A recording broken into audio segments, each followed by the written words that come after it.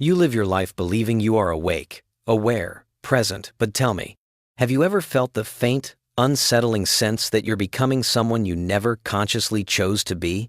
You move through your days wearing your own face, using your own voice, yet somewhere deep inside, you sense the quiet drift, the slow shaping of your identity by forces you never agreed to. It's strange, isn't it, how your reflection still looks like you, but something in your eyes feels slightly rearranged, slightly borrowed, slightly unfamiliar. You wonder when it happened, how it happened, and why you never noticed the moment where you began dissolving into something quieter, something dimmer, something invisible. And maybe you've felt this most clearly in moments of silence late at night when the world goes still and you can hear the echo of your own thoughts without interruption. In that stillness, you might suddenly realize that the person you present to the world is just a careful sketch, while the person buried underneath is fading at the edges. Or perhaps it hits you in the middle of a mundane morning, brushing your teeth, staring out the window, or scrolling through your phone when you suddenly feel like you're watching yourself live instead of actually living.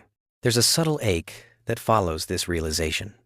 Not painful, but persistent, like the sound of a distant train at night, faint but impossible to ignore. And so the question arises, who are you becoming when you're not paying attention? This is the paradox of modern life, that you are both the sculptor and the clay, yet you spend so much time reacting, adjusting, performing, that you forget you were meant to shape yourself intentionally. And somewhere along this path of quiet daily surrender, without warning, you become an invisible version of yourself, unseen, unheard, unnoticed, even by you. This is where our story begins, not with drama or catastrophe, but with the soft erosion of identity that happens slowly, silently, inevitably, unless you learn to see it. Because the people who lose themselves don't vanish all at once. They fade by degrees, one unconscious compromise at a time. And if you dare to look closely at yourself, at those around you, you will notice the tiny fractures that reveal a much bigger truth. Most people don't even realize they're living inside an illusion, an invisible script handed to them long before they had the words to challenge it.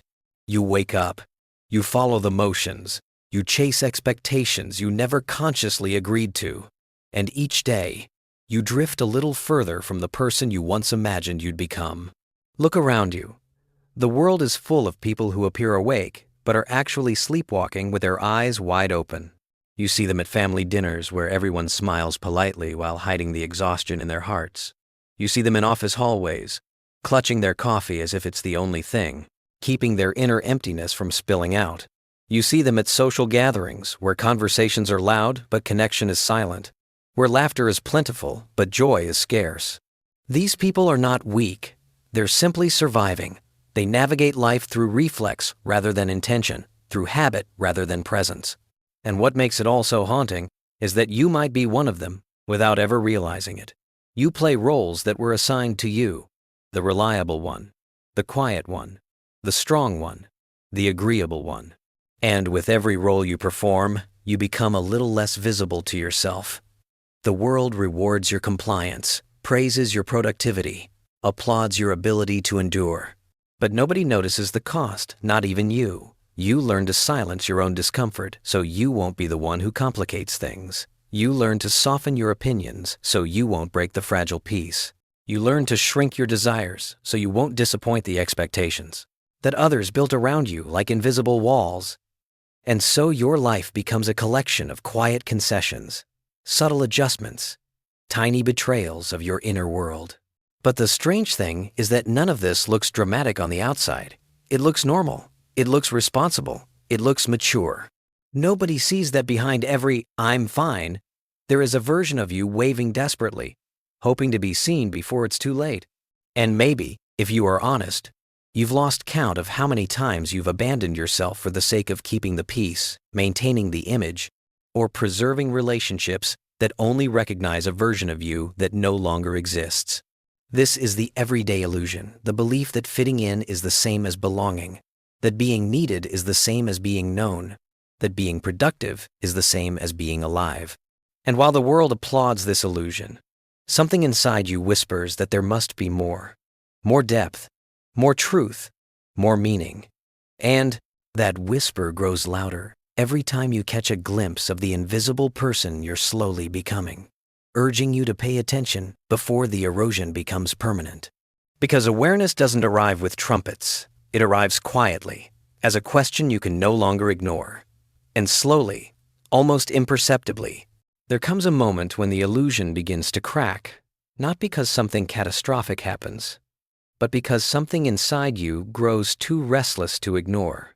You start noticing things you used to overlook: the forced laughter in conversations, the empty enthusiasm in people's eyes, the way everyone tries so hard to appear certain while silently drowning in their own doubts. You see the friend who always gives advice but never follows it, the coworker who jokes constantly because he's terrified of silence, the sibling who acts strong so no one notices how fragile they've become. And as you observe these small details, something shifts in you. You begin to sense the quiet truth beneath people's performances, the longing beneath their smiles, the exhaustion beneath their competence. A part of you awakens. Not fully, not dramatically, but subtly, like the first sliver of dawn before the sun rises. And this awakening is both beautiful and terrifying. Because once you start to see beyond the surface, you can't unsee it. The world becomes transparent. People become readable. Their pain becomes audible in ways it never was before. Their contradictions stand naked in the light of your awareness. And this newfound clarity creates a strange mixture of empathy and unease within you. You feel connected to others in a deeper way, yet at the same time, you feel more separated from them than ever. It's as if you've been handed a pair of glasses that allow you to see the hidden architecture of human behavior, the lies we tell to protect ourselves, the roles we cling to out of fear, the dreams we bury because they feel too heavy to carry. And, though this clarity is a gift, it also feels like a burden. For now, you're aware of things you can't explain, truths you can't ignore, and patterns that no one else seems willing to acknowledge. This is the beginning of awakening, the moment you realize you've been living on autopilot, drifting through a life shaped by unconscious influences. Something in you rebels against this. You begin to feel a pull, a yearning to break free from the quiet inertia that has been swallowing you whole. It might start with a question: why am I living this way? Or a moment of discomfort: why does this environment no longer feel like home? Or perhaps an unexpected surge of emotion.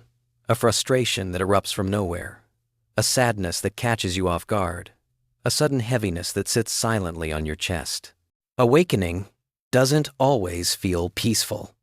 Sometimes it feels like grief, grieving the person you thought you were, the beliefs you assumed were yours, the life you accepted without question. You begin noticing that your routines feel hollow, your conversations feel scripted, your ambitions feel borrowed. What once seemed normal now feels unbearably loud, like static in your mind.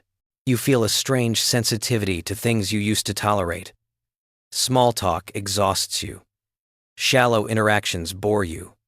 Unnecessary conflict drains you. You crave meaning, depth, truth, even if you don't yet have the language to articulate what that means. And so, quietly, without telling anyone, you begin to withdraw from certain people, certain environments, certain versions of yourself. You start observing instead of participating, noticing instead of absorbing. And as your awareness sharpens, you realize something unsettling. The world is full of noise, designed to keep you from hearing your own inner voice. You notice how easily people numb themselves through distractions, routines, obligations, anything to avoid confronting the silent questions inside them. And in this moment, you feel both compassionate and deeply alone. Because while you're waking up, many others are still asleep. While you're searching for truth, others are clinging to illusions. While you're beginning to see the invisible threads that bind human behavior, others are still tangled in them without knowing it. And this is where the isolation begins, not the physical kind, but the emotional kind. You start to realize that awareness separates you from the world just as much as it connects you to it. Suddenly, you find yourself standing slightly apart from others, watching life unfold as if you're behind a pane of glass. People talk, but you hear what's unsaid. They smile, but you see the fracture in the expression. They tell their stories, but you sense the parts they're too afraid to reveal. And this perceptiveness, this sensitivity, creates a quiet loneliness you cannot explain to anyone. Because how do you tell someone that you feel the weight of their unspoken sorrow? How do you explain that you see the ways they betray themselves, even when they think they're being strong? How do you admit that you've become hyper-aware of the invisible emotional currents that guide every interaction? People mistake your silence for indifference, when in truth, you're silent because you feel everything too deeply. You notice the small tension in someone's voice when they say they're okay. You sense the heaviness behind someone's laughter. You feel the discomfort in a room long before anyone acknowledges it. And because no one else seems to notice these things, you begin to wonder whether something is wrong with you, whether feeling this deeply means you're broken, overstimulated, or too dramatic for the world. But deep down, you know it's not brokenness, it's awakening. Yet awakening without guidance feels like being handed a flashlight in a dark forest without a map. You see more, you sense more, but you don't yet know what to do with this awareness. And so you drift into a kind of emotional exile, still part of the world, but no longer fully inside it, connected yet misunderstood, awake in a room full of sleepers. This isolation becomes a quiet companion, following you through conversations, gatherings, even moments of intimacy. It doesn't shout, it whispers. It doesn't harm you, it envelops you. And slowly, you begin to realize that seeing too much can be as heavy as seeing nothing at all. And as this isolation deepens, you begin to notice something else, an internal split forming quietly within you. One part of you longs to share what you see, to speak the truth you've uncovered, to gently shake others awake so they can free themselves from the sleep you once lived in. But another part of you hesitates, knowing that most people do not want to see themselves as clearly as you now do. You fear that speaking your truth might break the fragile balance that keeps their lives from falling apart. So you hold it in. You swallow the observations that feel too sharp, too revealing, too heavy for others to digest. And with every unspoken truth, a quiet ache forms in your chest, a longing to be understood, to be recognized, to no longer hide the depth of your perception. But the world rarely embraces those who see too deeply. Humans fear mirrors that show them what they've avoided. And you, in your quiet awakening, have become a mirror without meaning to. You reflect their contradictions, their inconsistencies, their unhealed wounds, and without saying a word, your presence alone can make them uncomfortable. Some will distance themselves from you without knowing why. Some will treat you with a strange mixture of admiration and caution. And some will simply label you too sensitive, too intense, or too much. They do not realize that your sensitivity is not a weakness, but a form of perception, a way of experiencing the world with an honesty they have forgotten. Still, the distance grows, not because you change too much, but because you stopped pretending as convincingly as before. You stopped playing the roles that kept you neatly aligned with everyone else's expectations. And every time you ease out of a role, people feel it, even if they can't explain why. So you become the quiet one, the observer, the one who listens deeply but rarely speaks. Not because you have nothing to say, but because you know your words carry weight and you fear the consequences of letting them fall. And this sets the stage for the conflict, the inner battle between truth and belonging, between authenticity and acceptance. You feel pulled in opposite directions.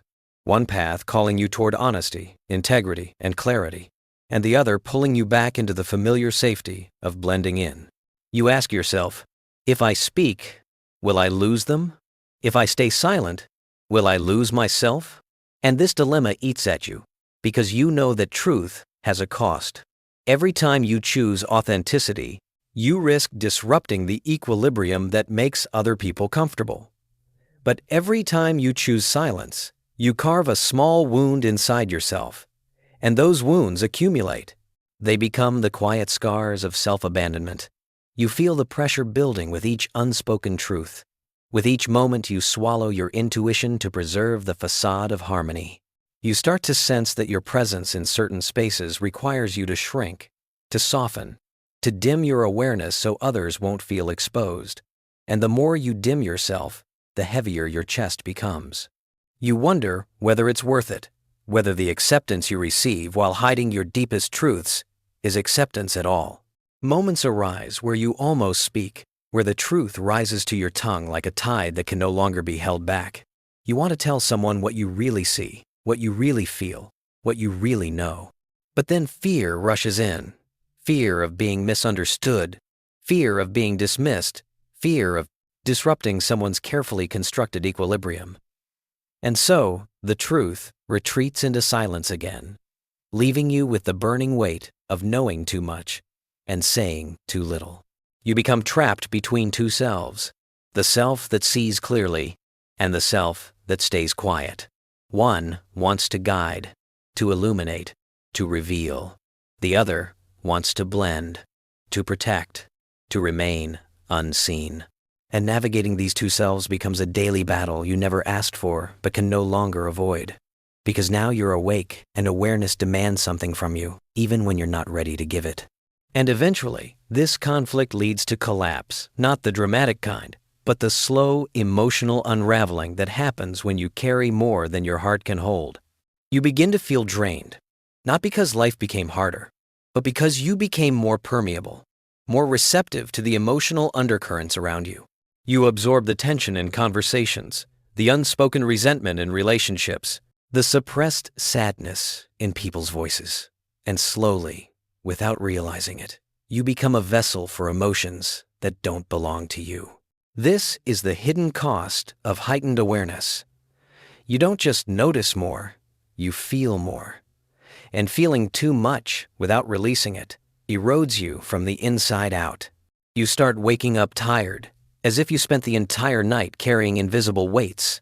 Your mind becomes foggy, not from lack of intelligence, but from emotional overload. You feel overstimulated by environments that once felt harmless, overwhelmed by conversations that used to be easy, exhausted by the constant need to filter what you say, what you notice, what you absorb. And this exhaustion is unlike anything you've felt before. It's not physical fatigue, though your body feels heavier. It's not mental burnout, though your thoughts become slower. It's an existential exhaustion, a weariness of the soul that comes from being awake in a world that prefers sleep. You find yourself longing for simplicity, for quiet, for emptiness. You crave solitude not because you dislike people, but because you need space to breathe again. You retreat from social circles, not out of bitterness, but out of self-preservation. And in these moments of retreat, you begin to wonder whether seeing so much is a blessing or a curse, whether awareness is meant to free you or break you, whether understanding people deeply is a gift or a slow erosion of your own boundaries. Because in the collapse, everything becomes blurred. Your senses sharpen, but your energy fades. Your intuition strengthens, but your resilience weakens. You feel everything and nothing at the same time, a paradox that leaves you suspended between clarity and numbness. And it's in this suspended state that you begin to question everything. Your purpose, your relationships, your identity, even your own mind. The truth is, collapse is not the end. It is the breaking open, the necessary unraveling that forces you to confront the very boundaries you never knew you needed. And in the quiet aftermath of collapse, something unexpected begins to form, a soft clarity, a gentle awareness, a whisper that does not drain you but steadies you. You begin to realize that the collapse was not a failure but a turning point, a necessary surrender that stripped away the emotional weight you were never meant to carry. You see, now that your exhaustion didn't come from being sensitive or perceptive, it came from trying to hold the world in your hands, from believing it was your responsibility to understand, fix, protect, or absorb everything around you. And in the stillness, after breaking open, you discover a truth that feels both simple and profound. You were never meant to feel everything for everyone. Awareness was never meant to be a burden. It became one only because you hadn't yet learned to set boundaries around your heart. This realization arrives softly, like light filtering through morning, curtains illuminating the pieces of yourself you thought you lost. You begin to notice that not every emotion you sense needs to be carried. Not every truth you see needs to be spoken. Not every wound you feel needs to be healed by you. You start to reclaim pieces of yourself that were scattered in your attempts to be everything for everyone. You rediscover your own desires, your own pace, your own voice beneath the noise of other people's expectations. And for the first time in a long time, you breathe deep, slow, intentional feeling your breath belong only to you. This is the revelation. Awakening is not about seeing more. It is about learning how to live with what you see without losing yourself. You understand now that awareness is a gift when it is paired with discernment, with boundaries, with the wisdom to differentiate between what belongs to you and what does not. And as this clarity grows, you begin to feel a gentle strength rising in you, not loud or dramatic, but steady and inner knowing that you can navigate the world without being consumed by it. You start to show up differently. You listen without absorbing. You observe without inheriting. You care without sacrificing your own emotional grounding. You speak when it matters, not from pressure, but from authenticity. And the people who once felt distant or overwhelming now feel more manageable. Not because they changed, but because you changed the way you engage. You learn to meet others where they are without expecting them to meet you at the depth of your perception. You understand that not everyone is meant to understand your insights, and that is okay. Some people are not ready to see themselves clearly. Some people cannot handle the full weight of truth. Some people need the illusion for a little longer. And releasing the expectation that others must understand you is one of the most liberating acts of self-preservation you will ever practice. You no longer feel compelled to fix people, save people, or interpret their emotions for them. You stop trying to be the guardian of everyone's pain. Instead, you become something much more powerful. A presence rooted in clarity, compassion, and self-respect. You begin creating boundaries not out of fear, but out of love. Love for your well-being, your energy, your peace. You stop apologizing for your depth and instead learn to offer it with care only to those who are capable of receiving it. You stop chasing understanding from those who cannot see you and start nurturing connections with those who do. You stop collapsing under the weight of other people's emotions and begin honoring your own emotional capacity. And slowly, your world becomes lighter, not because it changed, but because you changed your relationship to it. This transformation is not loud. It is subtle, like watching fog lift from a quiet valley. You realize that awakening was never meant to isolate you. It was meant to align you. It was meant to reveal who truly belongs in your life, who resonates with your authenticity, who honors the depth of your perception instead of fearing it. And with this newfound clarity, you step into a gentler way of being, one where you're no longer invisible even to yourself. And now comes the final integration, the moment where everything you've learned quietly settles into your bones.